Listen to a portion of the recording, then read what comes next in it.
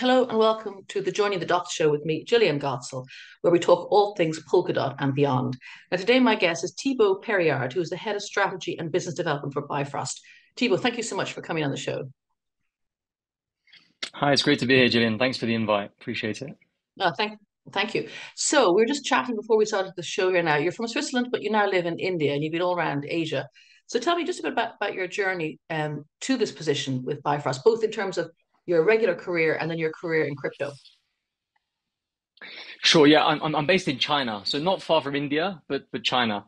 Um, so yeah, I mean, how did this start? So initially, I'm Swiss. I grew up in Geneva, but also grew up in London. So I did all my academia, my undergrad, and my postgrad in London, and then moved back to Geneva and work in to work in traditional finance. So I worked for a currency sort of boutique FX hedge fund, where our clients were, institutional investors from pension funds, private and public, treasuries, family offices, and providing sort of FX foreign currency advisories there. So I did that for about 5, 6 years, from sort of the bottom, being an analyst, back office, then portfolio management, and then deviating a bit towards business development and sales within sort of the regional Swiss French speaking part, and then going abroad to Northern Europe. So the UK, Ireland, actually.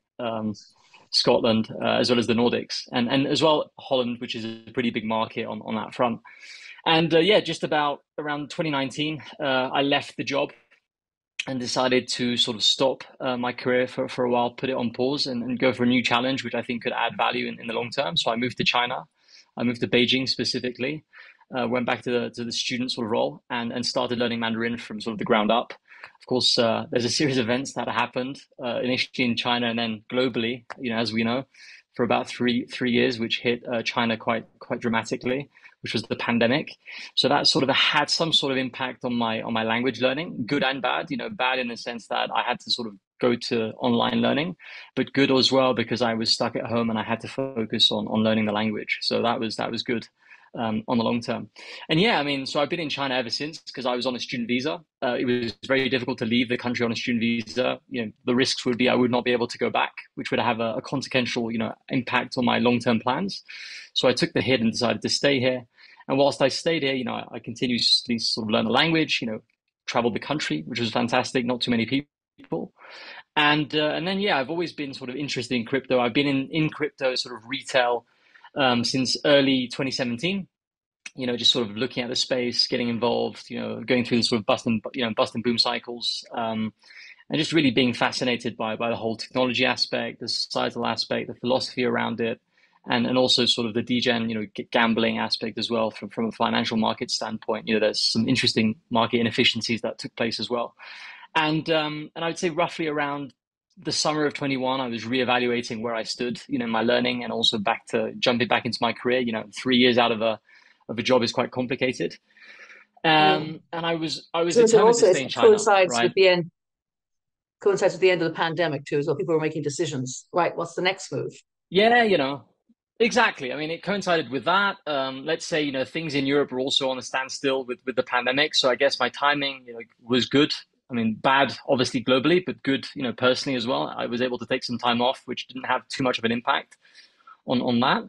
And I reevaluated, traditional finance, looked at opportunities within China, and essentially I realized that it was quite difficult for a foreigner to find a very sort of, I would say, specific job in traditional finance, wealth management within China. Although I was looking at international companies like the Goldman Sachs, the BlackRocks, they just started those departments and those companies within that specific segment of finance.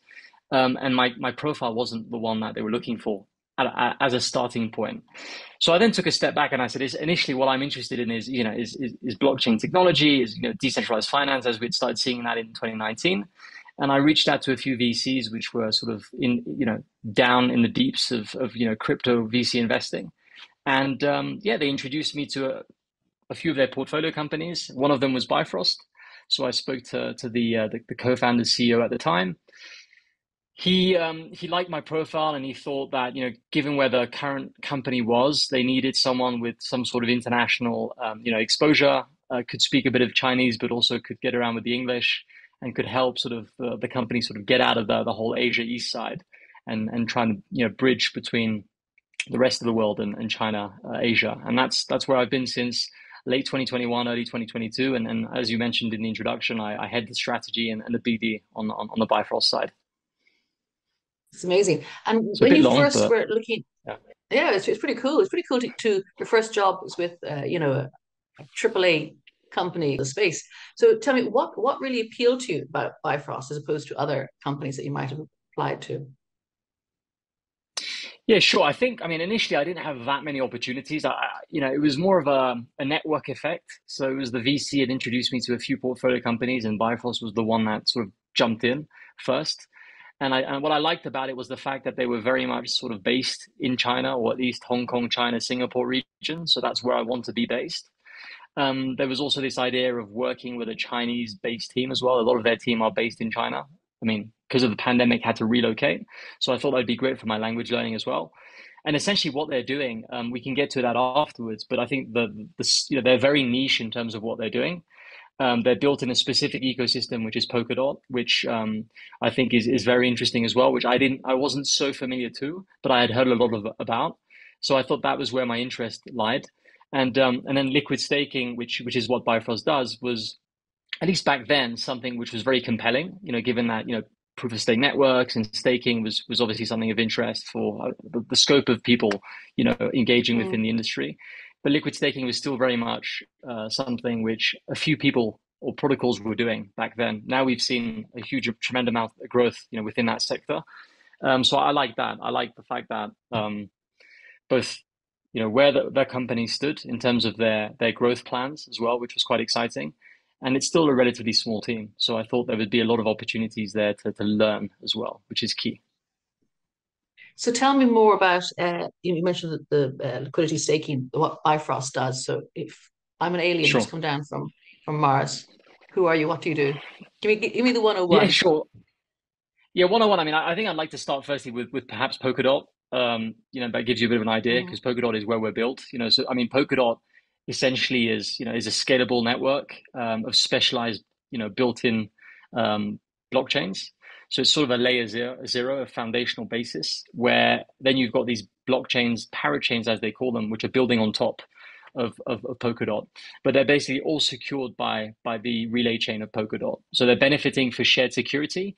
They're building as well on top of that technology, which is Substrate, which is quite scalable, composable, and easy to use as well in terms of adoption.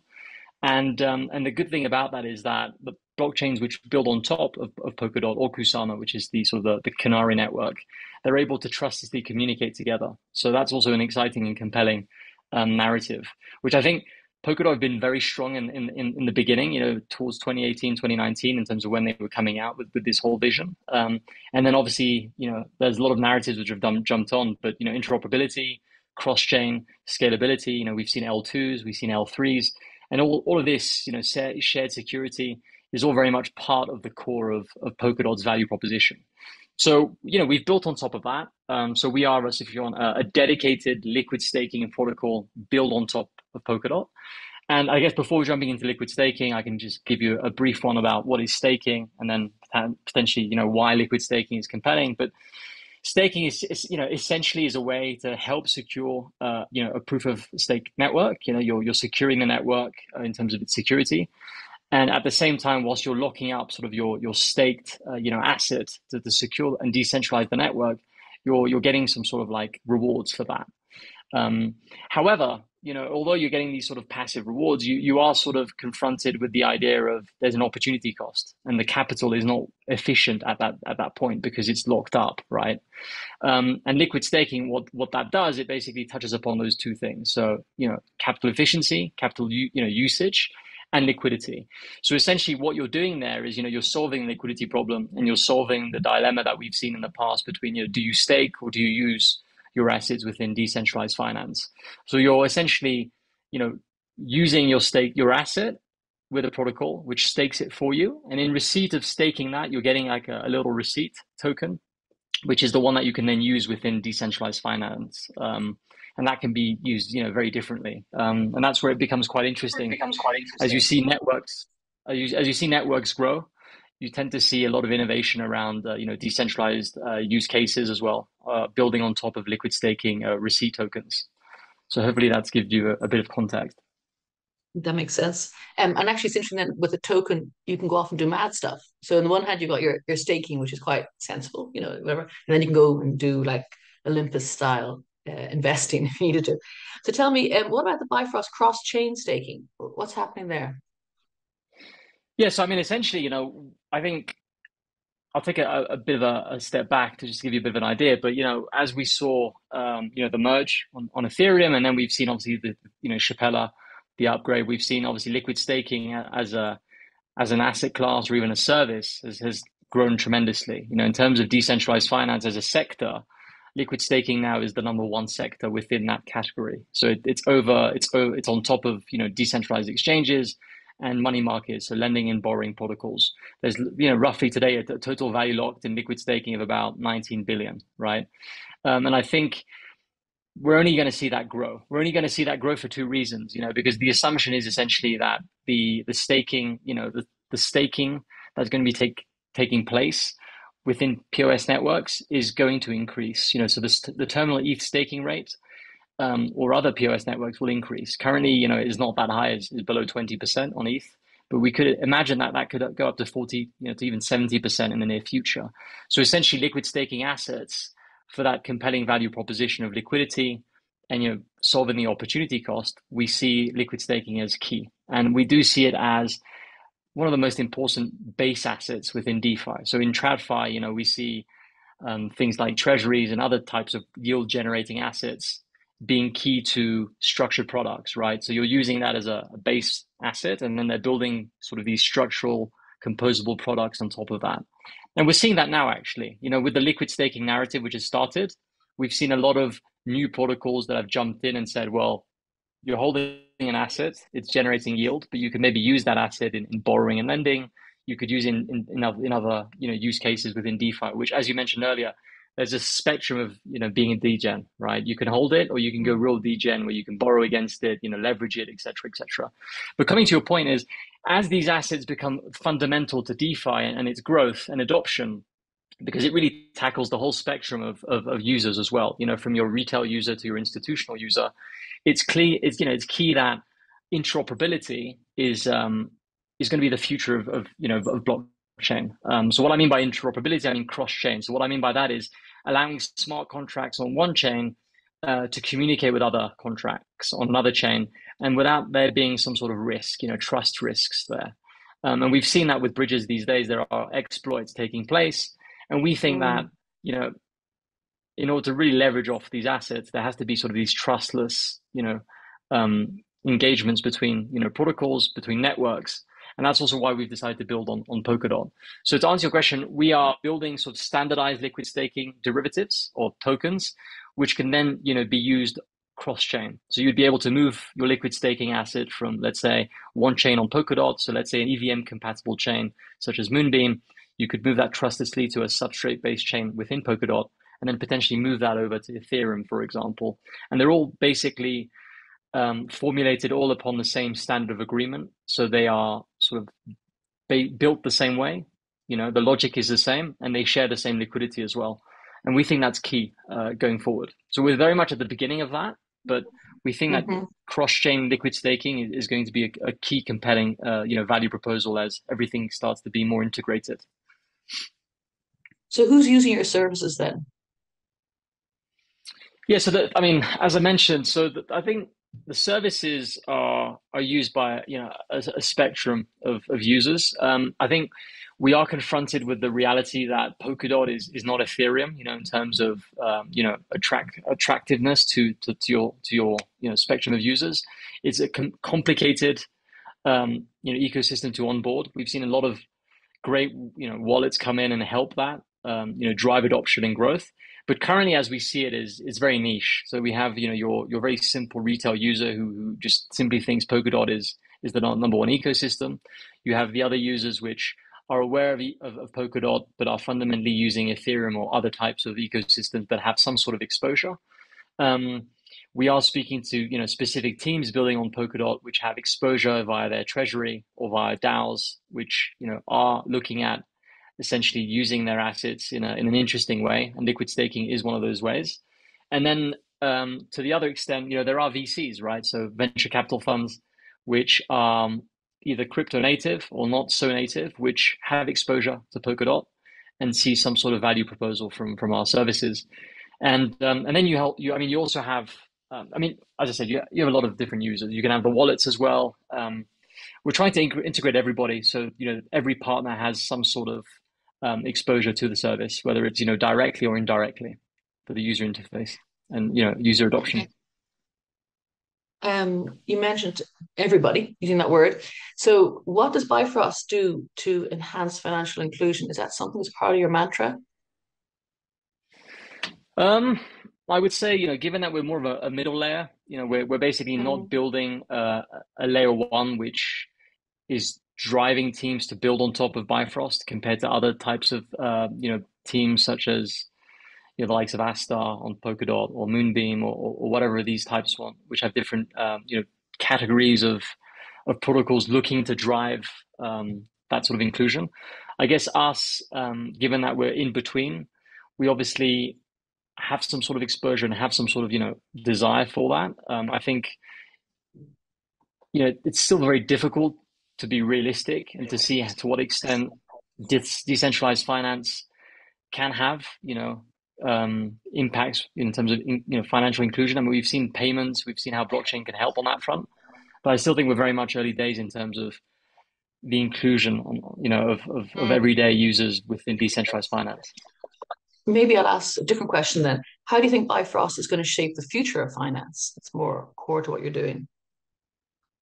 Yeah, I mean, I guess once again, you'll have the one person who thinks that decentralized finance is perhaps not the future of finance. I think I'm being a bit more realistic. I think that to expect that we can transition to a world of decentralized finance is to one extent very optimistic. I think there are obviously great advantages that we can take from blockchain technology. I think Bifrost, given that we do see that staking is a very, very compelling solution for any type of user within blockchain who has exposure to these networks, and we think liquid staking is one option that is going to be there for the foreseeable future. Whether it's simple usage of liquid staking protocols or then more sophisticated usage of liquid staking protocols, depending on the user's appetite and goals as well. So, with your job, you're head of strategy and business development. Partners are you looking for? What type of strategic development are you doing? Tell me a bit about your role. Yeah, I mean it's pretty much all over the place. It's exciting, but also a bit daunting, really, because we're a small team and there's a lot of stuff going on. But I guess on my ends, on the strategic and business development sides, I'm trying to look at two things, right? Number one is adoption. So how do we make sure that liquid staking becomes sort of more present and more available to every type of user out there? So, I then speak, okay, so what is the way we can directly interact with the user? Well, maybe via a wallet. So I speak to different, partners which are on the wallet front or the UI fronts to see how we can try and engage with the user via that, and every party is involved to make sure that the user acquisition journey and the whole interaction with our protocol is made as easy as possible and doesn't have too many headaches and headwinds right there. And then essentially on the liquidity front, I think end of the day, what's key is liquidity, right? And TVL, total value not lock. So I have a lot of discussions with VCs, institutions who are looking at some sort of compelling solution for their assets that they're holding. So there's a bit of that. So that's also back to my old days of TradFi, speaking to these sort of sophisticated investors and seeing how we can, find the most tailored solution for them. And then we speak, and I think this is the most exciting bit. We speak with protocols which are building, whether it's on Polkadot or on Ethereum, because we also have a liquid staking solution for Ethereum. We speak to these really interesting protocols which are building out solutions within decentralized finance, which are looking to use liquid staking assets within their protocol. And I think that's really exciting. So, we're speaking to a lot of different teams and founders and seeing how we can find some sort of synergies at the product level. So, I spend a lot of time with our product lead at Bifrost and see how we can come up with some cool solutions which can drive usage, but also, drive some sort of like compelling value offering to for the user base, you know, compared to our competitors. Fine, to go full circle, you started off talking about Polkadot. It's obviously where you are. But tell me again, how would you sell Polkadot again to this alien that's coming down from Mars or something? What is it about Yeah, Polkadot that you definitely. really like? Yeah, I mean, what I like about Polkadot is really the fact that I think essentially it's trying to make sure that we can onboard as many Web2 non-native Web3 users as possible, right? And I think that although it's still very much technical in terms of how it's formulated, its positioning within the whole Web3 space, I do think they have compelling value offerings and proposals within their vision. As I said, there's the idea of shared security, which we're seeing a lot of the chains which had deviated from that and now are coming to that. The likes of Cosmos, Avalanche, the whole app chain thesis, which is pretty much key to Polkadot. That is something as well. So I do think there are a lot of things in there, around interoperability, scalability, and cross chain, which are core to Polkadot. And then I think I'm not a technical guy, but obviously there's the whole idea of substrate being a super easy way to build up your solutions in a very sort of customizable way, in a very fast way as well. So I think on a tech front, that's a pretty compelling reason as well for Polkadot. But I definitely think that we're still very much early days here, and we're seeing a lot of L1s, a lot of L2s being built out, and I think Polkadot is sort of shifting now their narrative, and they're doing a very good job at it. And hopefully we see some sort of results within the next 6 months to a year's time on that front. Actually, and final question. I know I said the last one was the final question. What about the community in Polkadot? Yeah, so the community is pretty tight. Obviously, you have a lot of people who are Polkadot maximalists, so they don't look at anything else, which I think is important, for a community and for an ecosystem. However, we, on my end as well, I do speak a lot with our community growth manager around how do we onboard people outside of the community, because I mean, essentially, it's great to hang out with your friends, but you want to try and build something which has bigger impact, right, and can bring more people, more adoption. So I think the community is quite interesting in Polkadot because I see it in two ways. I see it as there's a global sort of Polkadot community, and then within that global Polkadot community, you have these different parachains, so these L1 blockchains, which have their own communities. And as we start building and we start leveraging off each other's expertise, we're seeing a lot of cross community engagement, which is really exciting. And then essentially, every different protocol also has its links with other communities as well. So there's a bit of a domino effect, but community is complicated. I'm not going to lie; it's a very complicated segment, and I do think that it's one thing that we're trying to constantly evaluate, because essentially right now we're still very much early days, as I mentioned earlier. Decentralized finance is very niche, and I do think that the services which are currently available within Web3 are very sort of far out to sort of your everyday person in the street who's got no idea about it. So there's a lot of work to be done on that front in terms of education, which is what we do constantly on the community front as well. So you've hit the nail on the head there. Education is key, isn't it, to getting the word out, getting people in. So cool. Thank you so much for your time today, Thibault. That's been fascinating. And we look forward to catching up with you soon again. Thank you very much, Ian, for your time. Appreciate it.